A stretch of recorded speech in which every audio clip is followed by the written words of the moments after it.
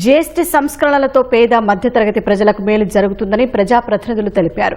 GST తగ్గింపు ధరలపై అవగాహన ర్యాలీలు నిర్వహించారు.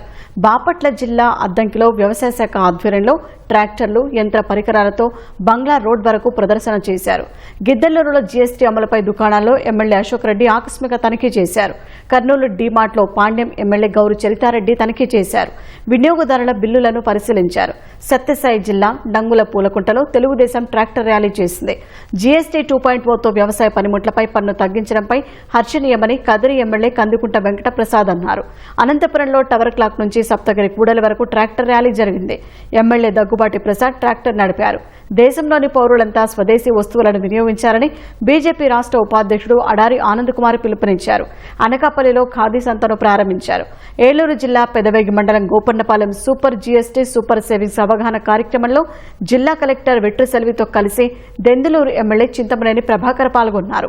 ర్యాలీలో పాల్గొన్న ఎమ్మెల్యే ట్రాక్టర్ నడుపుతూ ప్రజలకు అవగాహన కల్పించారు.